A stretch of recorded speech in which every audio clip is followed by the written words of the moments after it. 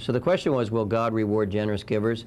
I think it's pretty evident, especially from Matthew 16:27, where Christ said, the Son of Man is going to come in his Father's glory with his angels, and he will reward each person according to what he has done. Our motive for giving to God's work shouldn't be selfishness. Certainly it shouldn't be a case, and I don't want you to believe, hey, if you give $1,000 to God's work, that God's going to give you $10,000. He might, but he may not. The most important thing is to give cheerfully, give out of your love for God, give willingly, and trust God that he's going to bless you, that he's going to provide for your needs, and realize that some of the blessings that we receive for giving will come while we're here on earth, but some of them will come in eternity. Because what Christ is talking about is when the Son of Man returns in his Father's glory, that's the second coming. That's when Christ comes again.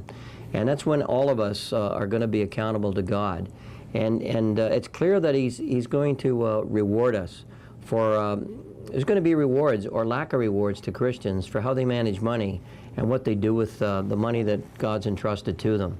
And also Jesus said in Acts 20:35, it's more blessed to give than receive.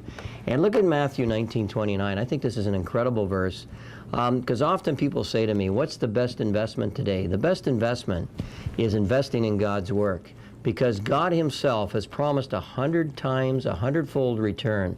That's actually 10,000% if we've given up anything. And notice two of the things in that list are material things. Anyone who has left houses or fields for my sake, anyone that's given up some of these material things, there's other things too, but anyone who's sacrificed for God's sake is going to be blessed 100 times as much.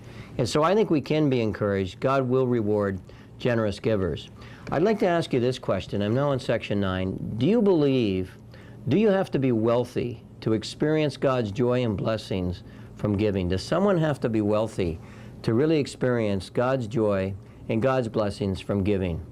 The video will stop. Think about that, discuss it in your group, write down your answer, and then click on the next video for my suggested solution. And I'll show you a key scripture that deals with this question.